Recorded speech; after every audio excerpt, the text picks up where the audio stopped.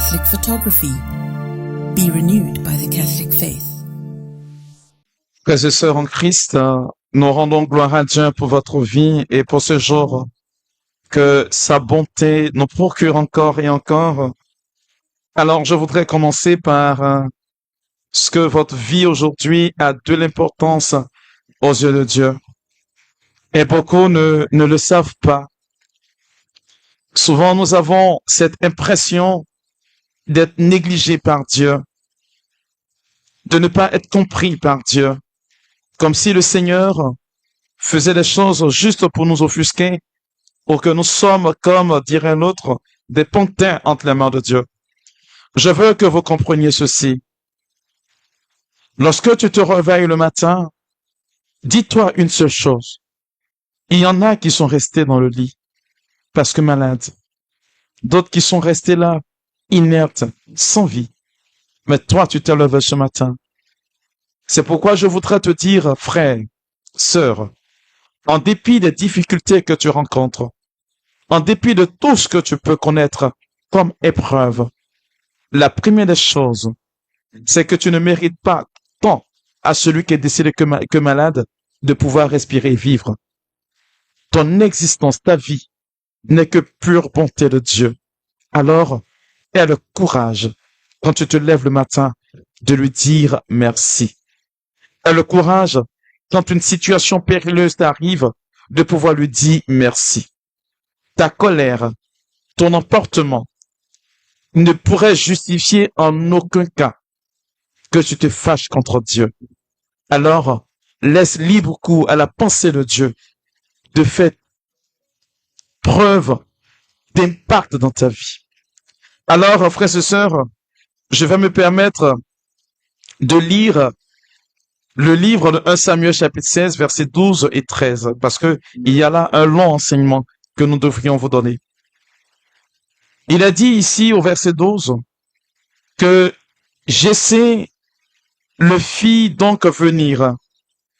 C'était un garçon aux cheveux roux, avec de beaux yeux et qui avait belle apparence. L'Éternel dit à Samuel, c'est lui, vas-y, confère-lui l'onction. Samuel prit la corne pleine d'huile et il en oignit David en présence de sa famille. L'esprit de l'Éternel tomba sur David et demeura sur lui à partir de ce jour-là et dans la suite.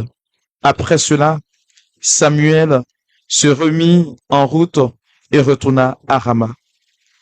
Parole du Seigneur. Nous rendons grâce à Dieu. Mes frères et mes sœurs, lorsque nous parlons d'onction, il faut savoir de quel type d'onction s'agit-il et sur qui est-ce que l'onction est conférée. Je voudrais vous faire une catéchèse sur la personne d'abord sur qui l'onction est conférée avant de dire l'onction qui est conférée à la personne. Ici, mes frères et mes sœurs, on nous dit que l'onction a été conférée à une personne, à David. Je me suis permis d'aller chercher ce que signifie le nom de David. J'ai compris, frères et sœurs, que Dieu ne fait rien par hasard. On peut pas dire, on peut tout dire.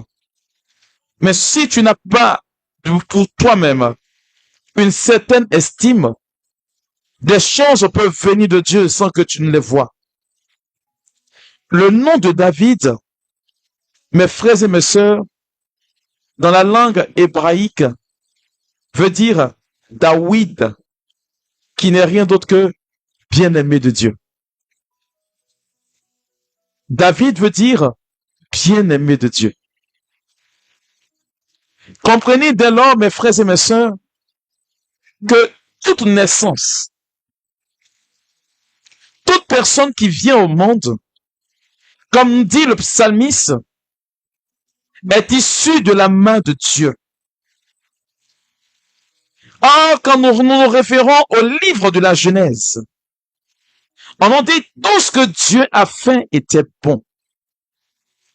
Ce qui suppose, peu importe les conditions de ta naissance, peu importe la situation dans laquelle tu te trouves aujourd'hui, et j'ai envie de dire, peu importe les difficultés auxquelles tu fais face, ta naissance, ton devenir en ce monde a été voulu par Dieu.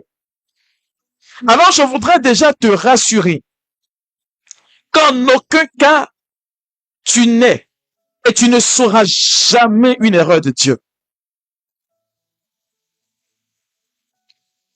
Si le nom de David veut dire bien-aimé de Dieu, cela voudrait dire que tes parents soient partis, j'ai envie de dire, adorer une eau, faire quoi que ce soit. Si Dieu n'avait pas donné la permission, ta vie n'aurait pas eu de sens. Tu ne serais pas venu au monde. Alors, je ne voudrais pas que tu aies cette fâcheuse habitude de te regarder comme une personne qui n'a point d'avenir, comme une personne qui n'est pas venue pour aider ou pour réaliser ce que Dieu veut. C'est pourquoi je me permets de te dire, ça peut te paraître aussi bizarre que ton entourage ne te porte pas dans ton cœur, que les circonstances de ta vie te font dire qu'il n'y a rien de merveilleux, mais je veux te faire comprendre que Dieu t'aime et que tu es bien aimé de Dieu. On n'a pas dit quelqu'un qui aime Dieu. David ne veut pas dire quelqu'un qui aime Dieu. On a dit quelqu'un qui est aimé de Dieu. Ah, nous le savons, mes frères et mes sœurs. La lettre aux Hébreux au chapitre 11, verset 6, nous fait remarquer que pour aimer de Dieu, il faut avoir la foi. C'est pourquoi je m'autorise à dire à cette personne qui m'écoute maintenant là. Peut-être que d'autres te diront que tu n'as pas la foi. Mais sans la foi, tu n'étais pas en mesure de suivre cette émission. C'est la foi qui a motivé cette envie en toi de suivre cette émission. Pendant que tu es connecté, je veux dire que Dieu donne approbation à ta vie. En te faisant dire ceci, que tu deviens ce David-là, qu'il a aimé et qu'il a voulu que ce David vienne au monde pour réaliser quelque chose de meilleur.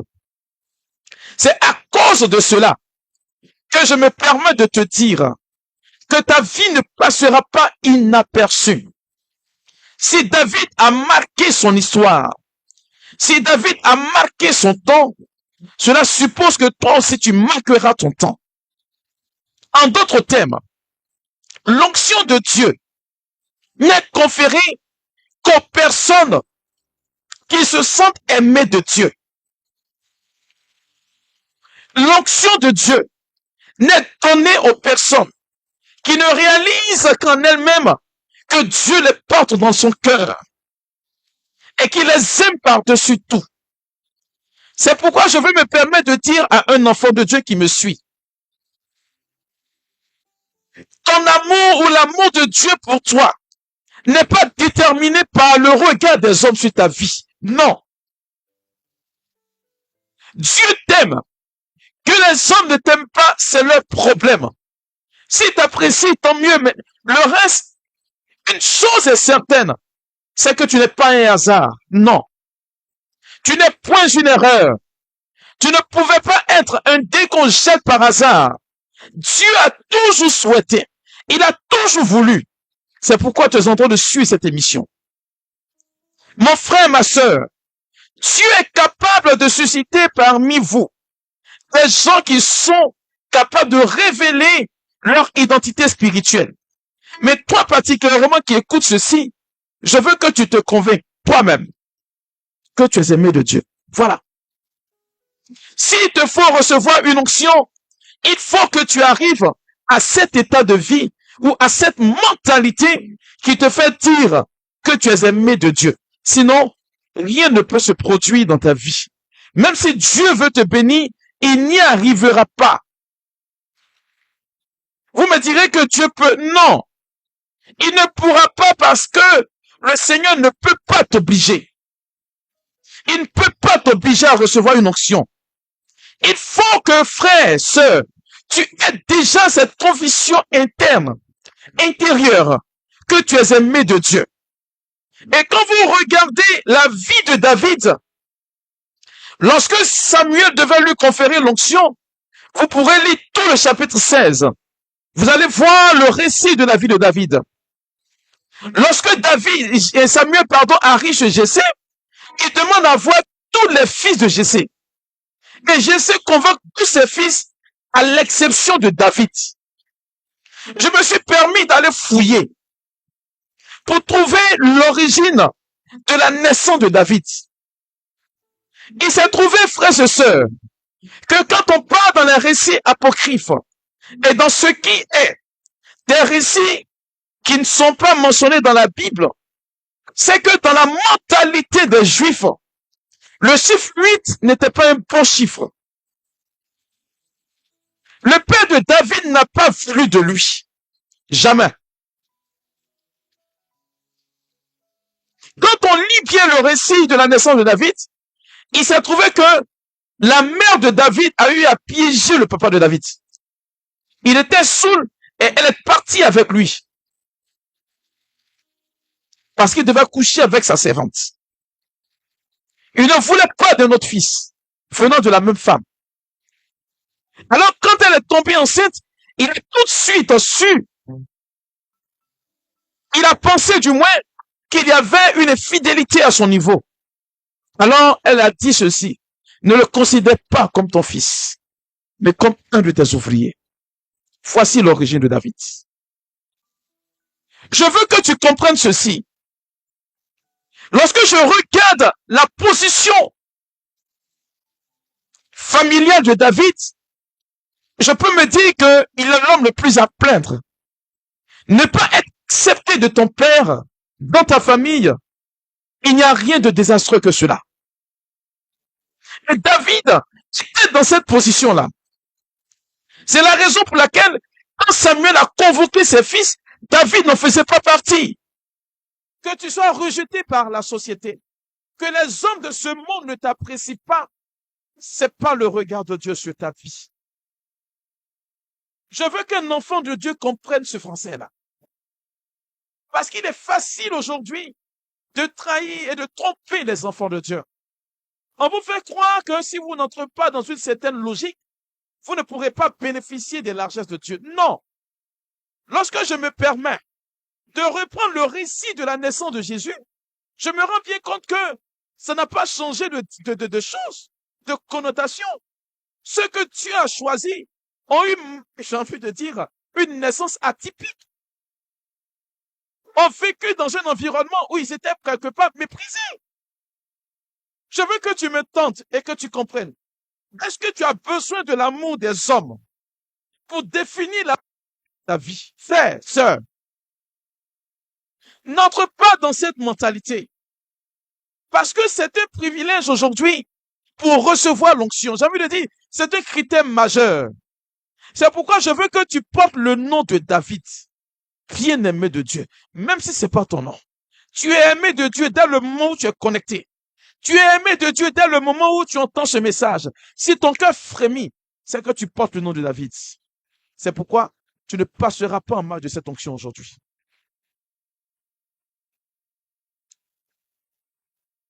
Frères et sœurs, lorsque Dieu décide de conférer l'onction, il faut savoir pourquoi il confère l'onction et à qui est-ce qu'il confère l'onction et quel est l'objet de cette onction. Je veux recevoir l'onction, mais pourquoi faire?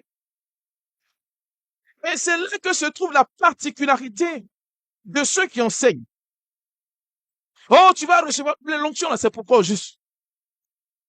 Quand vous lirez le récit de la naissance de l'onction de David, on vous dira clairement que le Seigneur partait chercher un nouveau roi.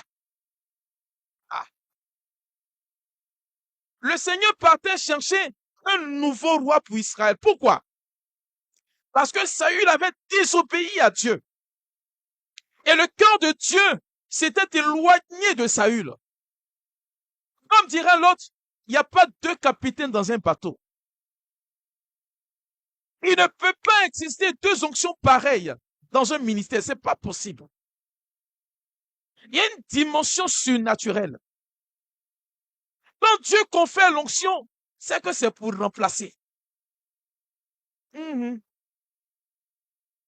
L'onction que Dieu confère, c'est pour remplacer.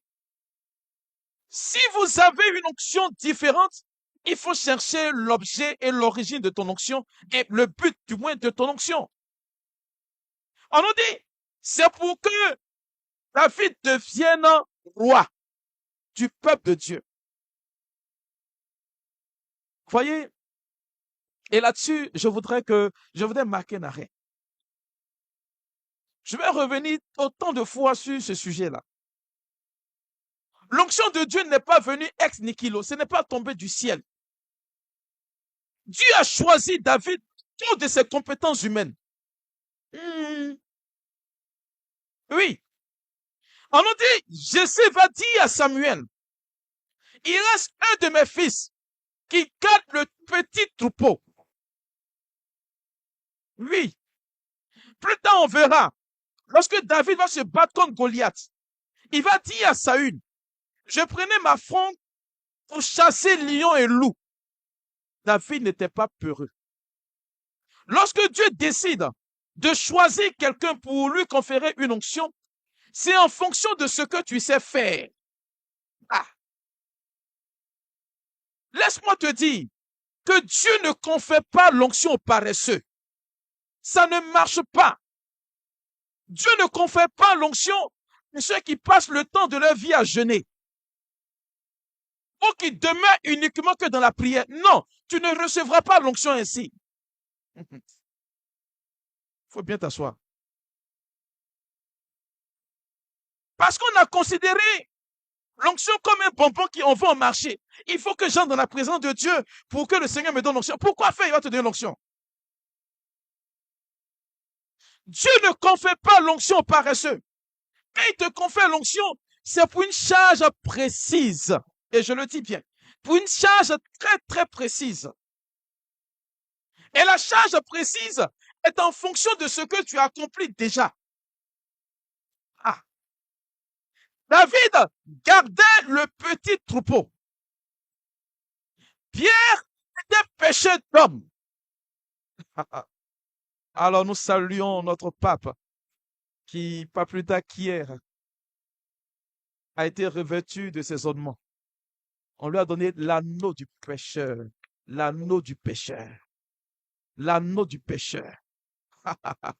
Vous ne comprenez pas le mystère de l'Église. Lorsque l'onction est conférée, c'est pour une tâche bien précise. On ne te confère pas l'onction parce que tu es mère de foyer, tu vas quitter ton foyer pour aller prêcher. Jamais. C'est pas Dieu qui t'a envoyé.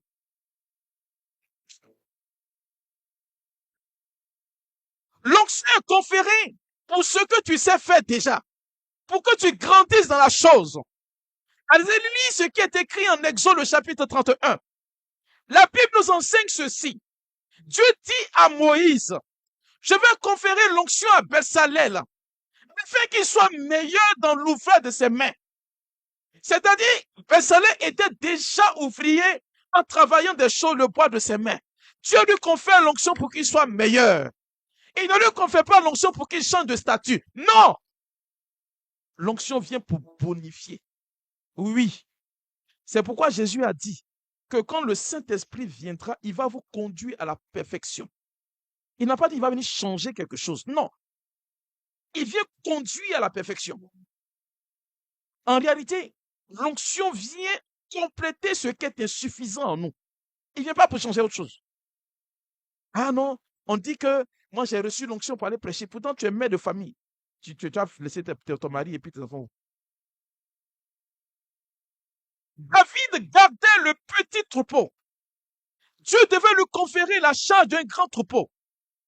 Mais c'est pas parce qu'il était né dans le fait de garder le petit troupeau. Non! Pierre était expert en pêche. Oui. David savait entretenir le petit troupeau. Aussi bizarre que cela puisse paraître. Il a dit cela à Saül. Je ne perds aucun des troupeaux des brebis que mon père m'a confié. Parce que c'est dans la dynamique de Jésus-Christ. Quand il va dire, en Jean le chapitre 15 jusqu'au chapitre 17, parlant du troupeau que Dieu lui a donné, il a dit que je n'ai perdu aucun de ceux que tu m'as donnés, sauf celui qui part sa pète. Je veux que vous compreniez quelque chose, mes frères et mes sœurs. L'onction que Dieu confère est pour une tâche précise. Toi qui décides de recevoir l'onction, pourquoi est-ce que Dieu va te donner cette onction-là? David n'était pas j'ai envie de dire, le plus grand ou le plus beau. D'ailleurs, même ses frères étaient plus grands, plus élégants que lui. Mais la bonté de David dans son service, la bonté de David dans ce qu'il faisait, voilà ce. Le deuxième caractère de l'onction, c'est que ça te fait croître, donc ça te donne encore une dimension supérieure. Moi, je me rappelle, moi j'ai voulu être professeur d'université, mais aujourd'hui, une de mes filles m'a fait remarquer, mais tu enseignes partout, c'est pas le rôle du professeur. Il dit, ah, il savait pas. Dieu n'a pas changé la nature de ce que je voulais, mais il a rendu meilleur ce que je veux. Je veux que vous compreniez ceci. Avant que Dieu ne dise à Samuel, c'est lui qu'on fait lui l'onction, David gardait le petit troupeau. Oui. Il faut qu'on reconnaisse déjà que tu as un métier. Il faut qu'on reconnaisse que tu es expert en telle chose. Mais toi, tu n'as aucune expertise. Et malheureusement, tu veux que la prière te rende expert. Ça passe pas. Non. Je veux vous dire ceci et je le répète. Dieu ne viendra pas faire le boulot à votre place. L'onction ne viendra pas changer votre travail. Commencez à travailler pour que l'onction vienne vous perfectionner. Beaucoup prient. Mais la prière que nous faisons, nous sommes dans l'erreur.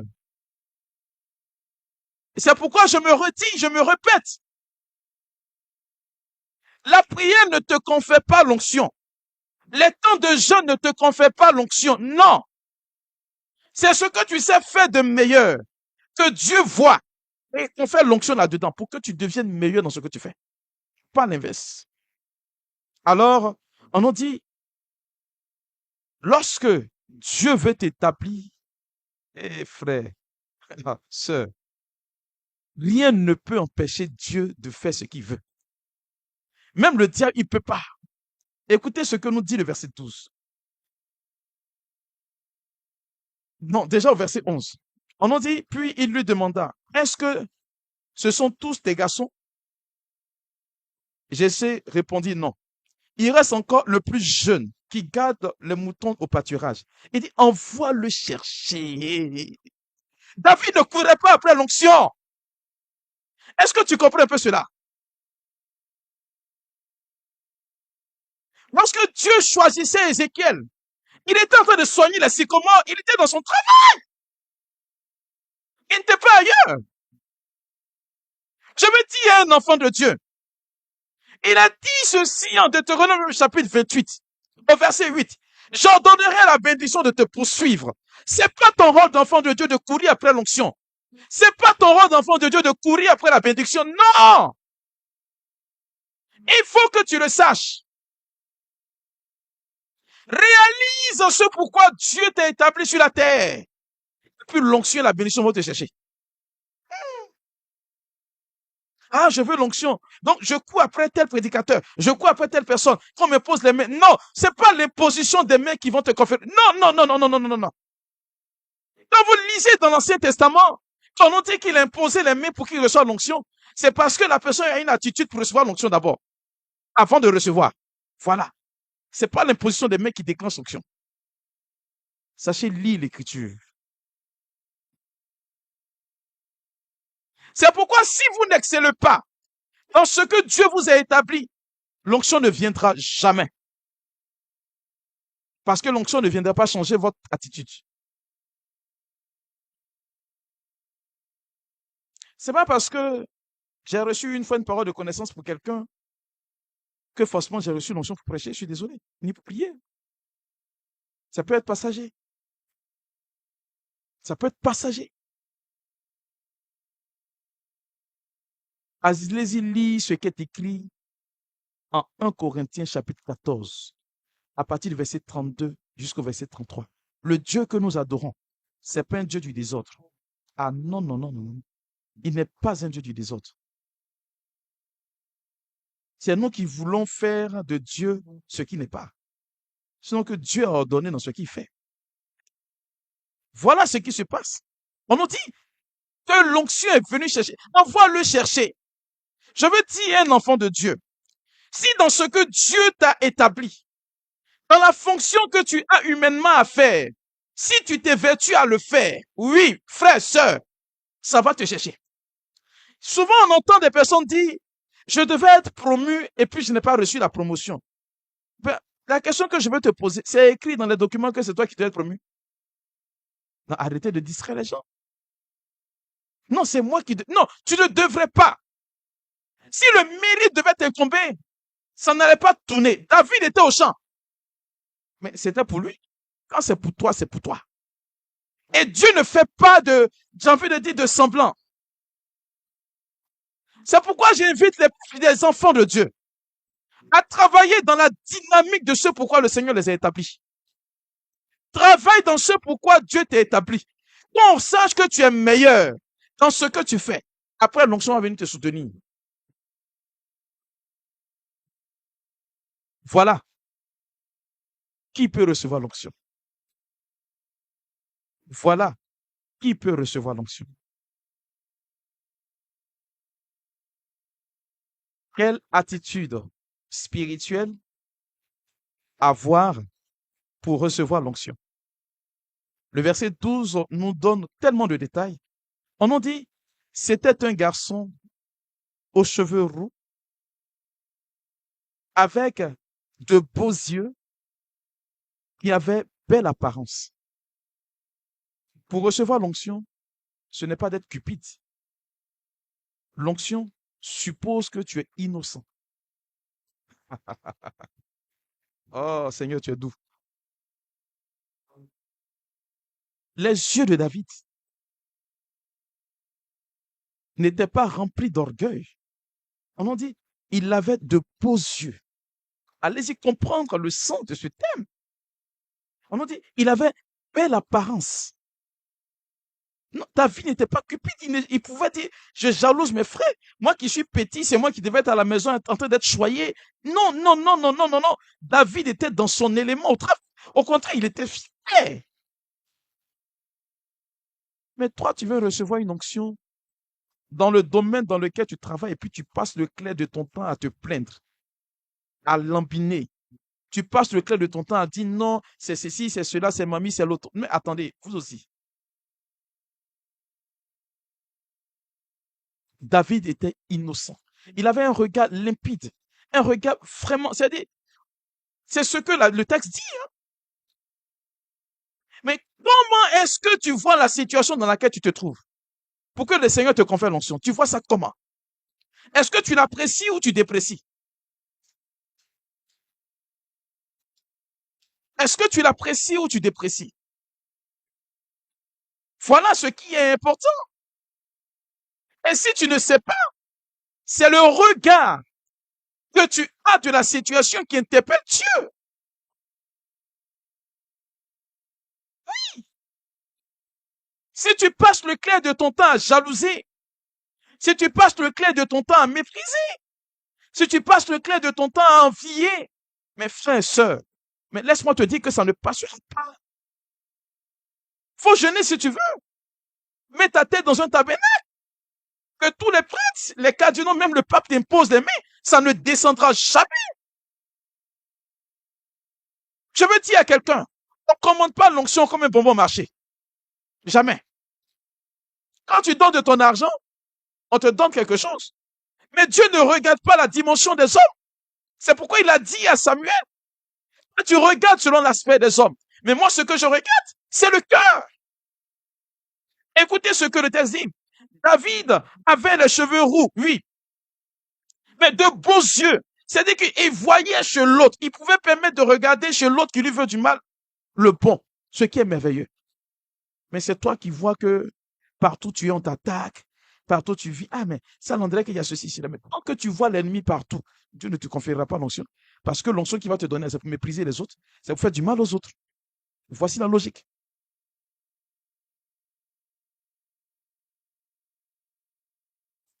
Il faut que vous sachiez cela. Il y a des dispositions internes pour recevoir l'onction. On nous dit, il avait belle apparence. Autrement dit, on pouvait voir Dieu dans son regard, sa façon de vivre. C'est l'une des raisons pour lesquelles, lorsque Jésus choisit ses disciples, avant qu'il ne reçoive le Saint-Esprit, il les prépare dans une catéchèse. Il leur donne l'opportunité d'être des personnes assez bien, assez stables, pour recevoir Dieu. Quand il dit à ses disciples avant, il dit, vous êtes purs, mais pas tous. C'est parce qu'il parle du cœur. Quel est le regard de ton cœur sur la situation et les personnes avec qui tu vis, dans le travail que tu vis? Frère, ce que je suis en train de vous dire, c'est que Dieu bénit. Non, notre Dieu, il bénit réellement. Mais on ne coupe pas après la bénédiction. Non. Ah, faut chercher béni. On ne cherche pas. Celui il va aller te dire qu'il faut chercher la bénédiction, c'est un menteur. La meilleure façon de chercher la bénédiction, c'est de te comporter comme Dieu t'a établi. Donc, si tu es un père de famille, arrange-toi pour te comporter comme un père de famille qui peut être représentatif ailleurs. Oui. Si tu es un enfant, comporte-toi comme un enfant.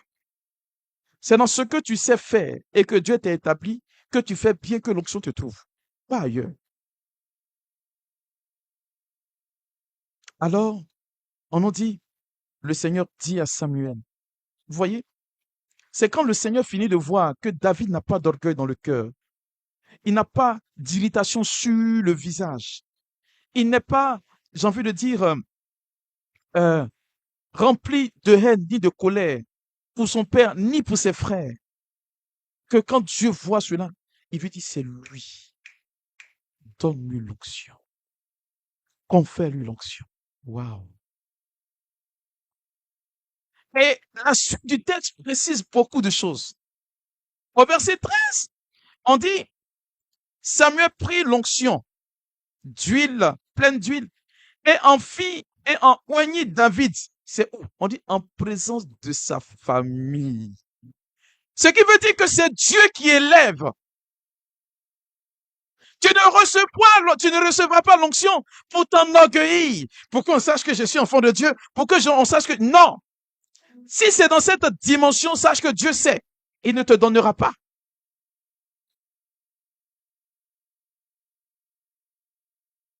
Parfois, je m'excuse de ce que je vais dire, mais je vais dire quand même. Quand on entend nos frères laïcs qui nous aident dans la prédication, je parle des bergers, des modérateurs, qui font concurrence d'onction, j'ai dit, mais vous n'avez rien compris.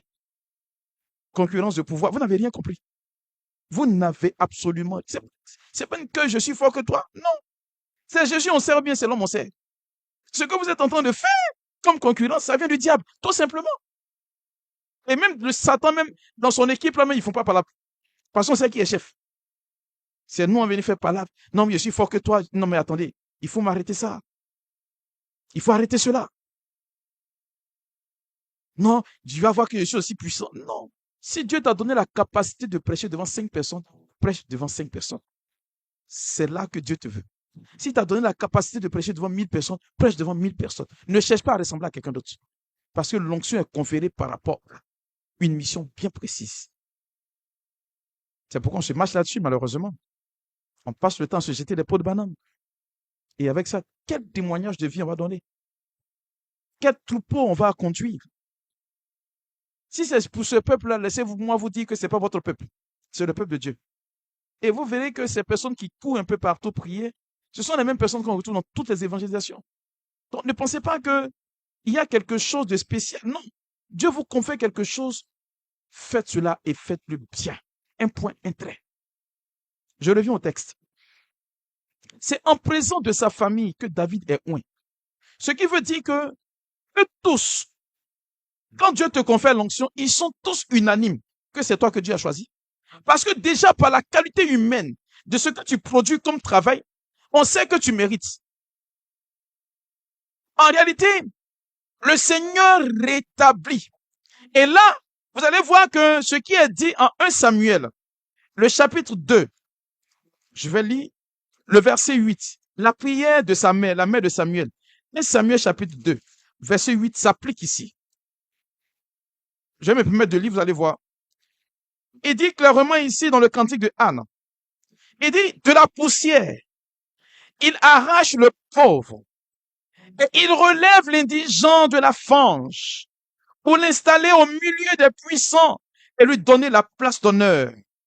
Au Seigneur sont les fondements de la terre et c'est à eux et c'est sur eux qu'il a posé le monde. Beaucoup ne s'en rendent pas compte, mais c'est Dieu qui élève. C'est pas un homme qui élève. Quand Dieu te confère l'onction, c'est pour laver l'affront. C'est pour laver ton visage. Quand Dieu te relève, c'est pour qu'après tu fasses du bien. On ne se sépare d'une grâce de Dieu pour faire du mal aux gens. Ça, je refuse aujourd'hui. Demain.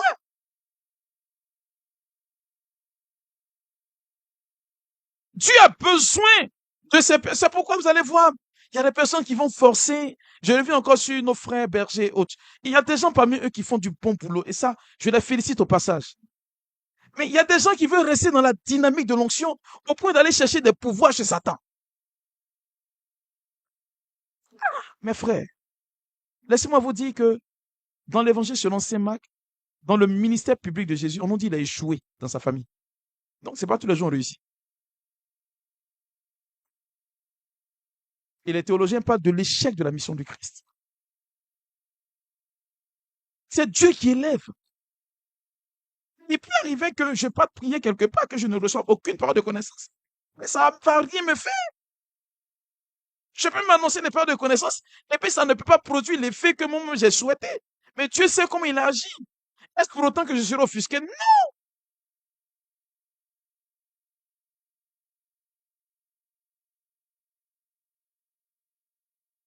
On dit, c'est au milieu de sa famille.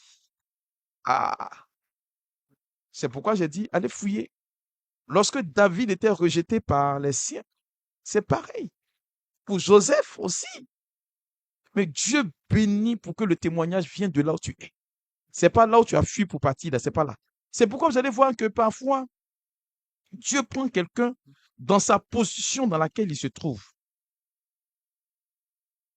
Et puis, il élève pour que les gens se rendent compte que c'est là que Dieu bénit, pas ailleurs. On nous dit, il prit Samuel, il prit l'onction pleine d'huile. Voilà. On nous dit, l'esprit tomba sur David et demeura sur lui. Quand l'onction est pour toi, ça reste. Oui. Pourquoi? Parce que Paul dit dans sa première aux Corinthiens, ne savez-vous pas que votre cœur est la demeure de l'Esprit de Dieu? Vous voyez, Jésus dit quelque chose de formidable dans les évangiles. Il dit, quand il parle à, comment il s'appelle, Nicodème, il dit, le vent souffle dans l'arbre, mais il ne reste pas dans l'arbre. Non, non, non, non, non. Et puis, c'est avec la direction des feuilles qu'on sait que le vent part dans telle direction. Mais là où l'Esprit de Dieu repose, c'est sur l'être humain. Quand quelqu'un a forcé pour recevoir l'onction, ça se voit. Oui, on sait. On connaît. Mais quand tu n'as pas forcé, ça coule. Ça vient. Et vous allez voir que la personne fait des choses naturellement, sans se concentrer, sans faire des choses, et puis, paf, ça vient. Quand on dit ça, on dit que c'est pas lui. Oui, mais c'est pas lui. Parce qu'il n'a pas couru pour chercher. Il n'a pas couru pour chercher. Non. Il est resté dans sa dynamique d'enfant de Dieu. Il n'a travaillé que pour rendre la gloire à Dieu. C'est pourquoi Dieu l'a établi, Dieu l'élève. Pas le contraire. Mes frères et mes sœurs, comme je l'ai dit au départ, quand Dieu donne l'onction à quelqu'un, c'est un remplacement de quelqu'un qui ne fait plus bien. Et je crois que beaucoup aujourd'hui vont recevoir cette onction. Pourquoi? Parce que malheureusement, on a cédé la place au fils du diable dans nos entreprises, dans les domaines dans lesquels nous vivons, nos familles, un peu partout. Et je prierai pour vous aujourd'hui. Pour ceux qui sont réellement honnêtes et vrais, Dieu va vous conférer l'onction pour remplacer ceux qui sont à la tête qui ne sont pas bons. Oui. Parce que quand Dieu est fatigué, il remplace. Quand il est exaspéré, il remplace. Et je voudrais que tu sois ce choix de Dieu aujourd'hui. Je voudrais que tu sois ce choix de Dieu là. Je voudrais que tu sois l'élévation de Dieu. Que tu portes le nom de David, bien-aimé de Dieu. Et que sa grâce fasse tache d'huile dans ta vie. Oui, tu seras merveilleusement établi. Pour remplacer. Pas parce que tu veux faire du mal à quelqu'un ou pour t'enorgueillir, non. Mais dans un sentiment d'humilité. Parce que tu veux servir davantage Dieu en servant tes frères. Que le Seigneur vous bénisse.